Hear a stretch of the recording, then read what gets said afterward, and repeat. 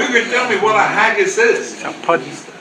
It's a sausage, right? But in Scotland, we call sausages puddings. You get the haggis pudding, the black pudding, the mealy pudding, the white pudding. And if you go to Kirkcaldy, you can even get red pudding. But the pudding is a sausage. The haggis happens to be a lamb sausage. And when we made this sausage, we couldn't afford to put breadcrumbs in there as a binder because bread was so valuable. So we used oatmeal because we could get lots of oats in Scotland. So we used oatmeal as a binder. Now people will say that's barley in there. No, there's no barley in a haggis. It's oatmeal. It may look like barley because it's the steel cut oatmeal that goes in there. And Robert Burns so loved this, being a farmer and a ploughman. This was one of the staples that they used to have. And we didn't have refrigeration, and when they talked about cooking haggis in a sheep's stomach, it was the runnikin, the tripe, that they used to stuff the haggis in there, and that would last them for a week.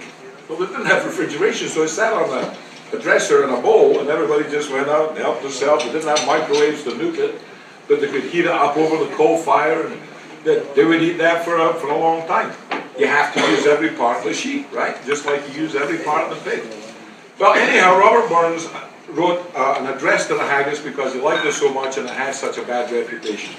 And he starts out by calling it, "O great chieftain of the pudding race." That means great chieftain of all the sausages.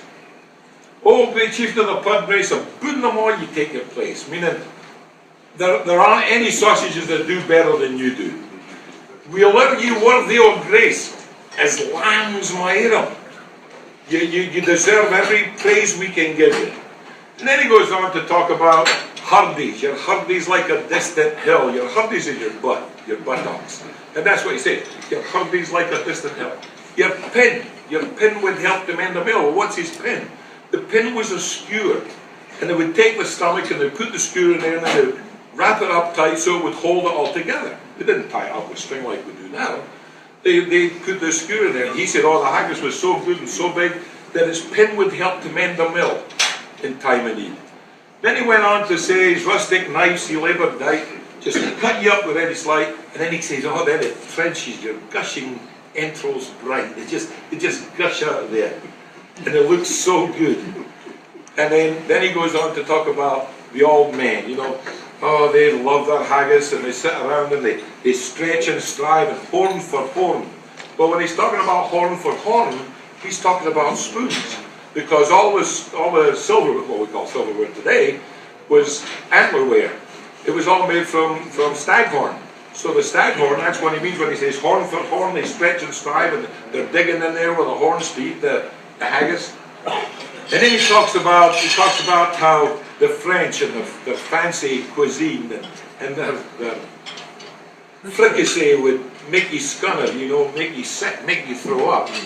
And then he goes on to talk about how our friends from the south, not the Mexicans, the English, okay, because we're talking about Scotland, but how our friends from the south, they're kind of weak and scrawny, and their spinal shanks, their wee skinny legs, and their knave. A knave is a fist, a wee knave like a net, and a net's like a baby louse. Your fist was like a net. Then he goes on to talk about how the haggis fed are big and strong like us. And then he talks about, thank the Lord that the Lord gave us haggis. Now that's what he was saying. This is how he wrote it. Fair foyer on his sonsy face, great chieftain of the pudding race, aboon them all ye tak your place, page, tripe and firm, we'll are ye worthy o' grace, as lambs myram. Your groaning trenchers are ye fill, your hurdies like a distant hill, your pin would help to mend a mill in time o' need, whilst through your pores the dews distill, like amber bead. His rustic knife, see a labour dight, so dirty knife, and cut ye up with any slight, trenching your gushing entrails bright like ony ditch. And then, oh, what a glorious sight, horn, reeking, rich.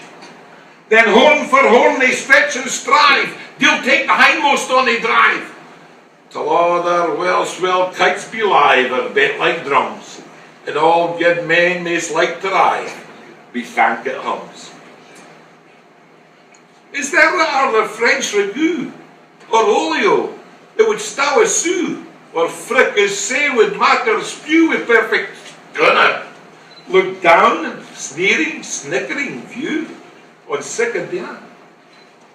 Poor dear Sir Mary's trash, his feckless as a withered rash, his spinal shank a good whiplash, his knave a net, through bloody flood and field to dash, how unfit. But mark the rustic haggis fed, the trembling earth resounds his tread, clap in his wally knave a blade he'll mak it whistle, and legs and heads and ears he'll sned, like taps of thistle. Ye powers we mak mankind your care,